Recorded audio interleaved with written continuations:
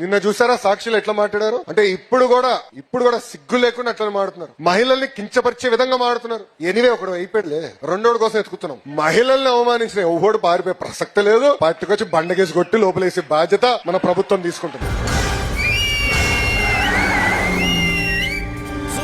ఒక బ్రోకర్ ఉన్నాడు అక్కడ, వాడి పేరు నాకన్నా మీకే బాగా తెలుసు. ఆ బ్రోకర్ గారు ఈ రోజు లేసి మాడతాడా మహిళలు కించపరిచేదంగా ఉంటుందిరావే. ఎక్కడ పోతారు? మనం కార్యకర్తల బాధ ఉంది, మొదటి రోజే బతకలచ్చు కదా అని, మొదటి రోజులో బొక్కలేయచ్చు కదా అని. అది 2 నిమిషాలు పని తల్లి. కానీ నేను కోరేది మిమ్మల్ని అందరినీ జరుగుతున్నాయి ప్రజల్లోకి తీసుకెళ్లాలమ్మా. ఎట్లా అడుగడుగున మహిళలను అవమానిస్తూనే ఉన్నారు. 2019లో 2020లో నేను మాడితే లోకేష్ కి చీర గాజులు పంపిస్తానని చెప్పారు. అంటే మహిళలు కించపరిచే విధంగా కాదా? శాసనసభ సాక్షిగా మన తల్లిని అవమానించలేదా అన్నాడు. అంటే అడుగడుగున అవమానించారు, అడుగడుగున ఇబ్బంది పెట్టారు. ఇప్పుడు కూడా మారలేదు. కొన్ని విషయాలు మీకు తెలియాలి. ఇప్పుడు ప్రాంతాల మధ్య విభేదాలు రెచ్చగొట్టడానికి ప్రయత్నిస్తారు, కులం మతం కూడా వాడతారు. అప్రమత్తంగా ఉండాలి. ఈ రోజు విశాఖ స్టీల్ ప్లాంట్ కాపాడింది ఎవరు? మనం. ఈ రోజు అతిపెద్ద స్టీల్ ప్లాంట్, భారతదేశంలోనే అతిపెద్ద స్టీల్ ప్లాంట్ ఉత్తరాంధ్రకు తీసుకొచ్చింది ఎవరు? మన ప్రభుత్వం. విశాఖపట్నానికి అనేక ఐటీ పరిశ్రమలు ఈ రోజు వస్తున్నాయంటే, టీసీఎస్ గానీ గూగుల్ గానీ ఎన్ని వస్తున్నాయంటే తీసుకొచ్చింది ఎవరు? మన ప్రభుత్వం. రైల్వే జోన్ ఏర్పాటు చేసింది ఎవరు? మన ప్రభుత్వం. దానికి కారణం డబుల్ ఇంజిన్ సర్కార్. బాబు గారు కోరతం లేటు ఈ రోజు ఇస్తున్నారు. మీరే ఆలోచించండి. 5 సంవత్సరాలు రైల్వే జోన్ పట్టుకొచ్చారా? విశాఖపట్నానికి వాళ్ళు ప్యాకేజ్ తీసుకొచ్చారా? విశాఖపట్నం ఒక్క ఐటీ కంపెనీ తీసుకొచ్చారా?